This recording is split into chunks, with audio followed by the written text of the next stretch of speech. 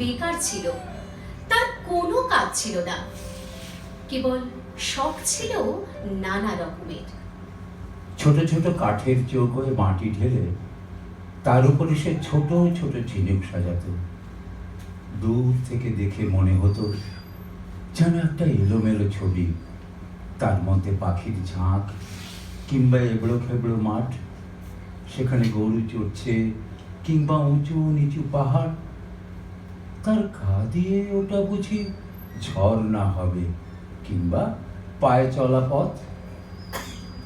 বাড়ির লোকের কাছে তার লাঞ্ছনার সীমা ছিল না। মাঝে মাঝে পণ করত পাগলামি ছেড়ে দেবে, কিন্তু পাগলামি তাকে ছাড়তো না। কোনো কোনো ছেলে আছে সারা বছর পড়ায় ফাঁকি দেয়, অথচ পরীক্ষায় খামোখা পাশ করে ফেলে। এর সেই দশা হলো। সমস্ত জীবনটা অকাজে গেল, অথচ মৃত্যুর পরে খবর পেলে যে তার স্বর্গে যাওয়া মঞ্জুর। কিন্তু নিয়তি স্বর্গের পথেও মানুষের সঙ্গ ছাড়ে না। দূতগুলো মার্কা ভুল করে তাকে কেজোলোকের স্বর্গে রেখে এলো।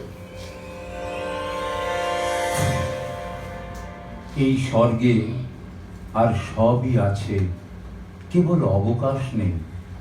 এখানে পুরুষেরা বলছে হাঁপ ছাড়বার সময় কোথা, মেয়েরা বলছে চললো ভাই, কাজ রয়েছে পড়ে। সবাই বলে সময়ের মূল্য আছে, কেউ বলে না সময় অমূল্য। ভারী এক ব্যস্ত মেয়ে স্বর্গের উৎস থেকে রোজ জল নিতে আসে। পথের উপর দিয়ে সে চলে যায় যেন সেতারের দ্রুত তালের গতের মতো। তাড়াতাড়ি সে এলো খোপা বেঁধে নিয়েছে, তবু দু চারটে দুরন্ত অলোক কপালের উপর ঝুঁকে পড়ে তার চোখের কালো তারা দেখবে বলে উঁকি মারছে। স্বর্গীয় বেকার মানুষটি এক পাশে দাঁড়িয়েছিল, চঞ্চল ঝর্ণার ধারে তমাল গাছটির মতো স্থির।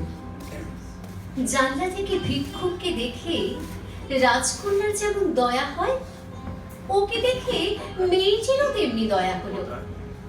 আহা, তোমার হাতে বুঝি কাজ নেই? নিঃশ্বাস ছেড়ে বেকার বললে, কাজ করব তার সময় নেই।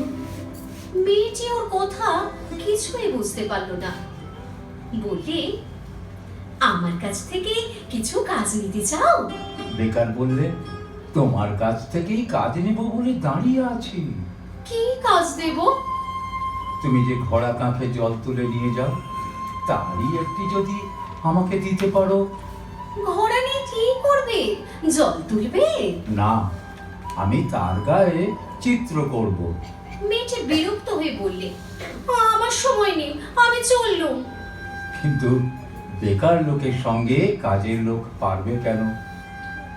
রোজ ওদের উৎসতলায় দেখা হয়, আর রোজ সেই একই কথা। তোমার কাঁখের একটি ঘোড়া দাও, তাতে চিত্র করব। হার মানতে হলো, ঘোড়া দিলে। সেটিকে ঘিরে ঘিরে বেকার আঁকতে লাগলো, কত রঙের পাক, কত রেখার ঘের। আঁকা শেষ হলে মেয়েটি ঘোড়া তুলে ধরে ঘুরিয়ে ঘুরিয়ে দেখলে। ভরু বাঁকিয়ে জিজ্ঞেস করলে, এর মানে? বেকার লোকটি বললে, এর কোনো মানে নেই। ঘোড়া নিয়ে মেয়েটি বাড়ি গেল। সবার চোখের আড়ালে বসে সেটিকে সে নানা আলোতে নানা রকমে হেলিয়ে ঘুরিয়ে দেখলে। রাত্রে থেকে থেকে বিছানা ছেড়ে উঠে দীপ জেলে চুপ করে বসে সেই চিত্রটি সে দেখতে লাগলো। তার বয়সে এই সে প্রথম এমন কিছু দেখেছে যার কোনো মানে নেই। তারপর দিন যখন সে উৎসতলায় এলো, তখন তার দুটি পায়ের ব্যস্ততায় একটু যেন বাধা পড়েছে। পা দুটি যেন চলতে চলতে আনমনা হয়ে ভাবছে। যা ভাবছে তার কোনো মানে নেই। সেদিনও বেকার মানুষ একপাশে দাঁড়িয়ে। মেয়েটি বললে, কি চাও? সে বললে, তোমার হাত থেকে আরো কাজ চাই। কি কাজ দেব? যদি রাজি হও, রঙিন সুতো বুনে বুনে তোমার বেনি বাঁধবার দড়ি তৈরি করে দেব। কি হবে? কিছুই হবে না। নানা রঙের নানা কাজ করা দড়ি তৈরি হলো। এখন থেকে আয়না হাতে নিয়ে বেনি বাঁধতে বের অনেক সময় লাগে। কাজ করে থাকে, বেলা বয়ে যায়। এদিকে দেখতে দেখতে কেজো লোকের স্বর্গে কাজের মধ্যে বড় বড় ফাঁক পড়তে লাগলো। কান্নায় আর গানে সেই ফাঁক ভরে উঠল। স্বর্গীয় প্রবীণীরা বড় চিন্তিত হলো। সভা ডাকলে। তারা বললে, এখানকার ইতিহাসে কখনো এমন ঘটেনি। স্বর্গের দূত এসে অপরাধ স্বীকার করলে। সে বললে, আমি ভুল লোককে ভুল স্বর্গে এনেছি।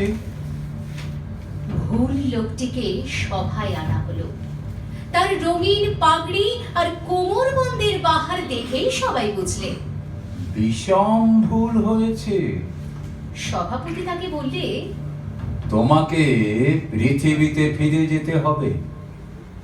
সে তার রঙের ঝুলি আর তুলি কোমরে বেঁধে হাঁপ ছেড়ে বললে, তবে চললুম।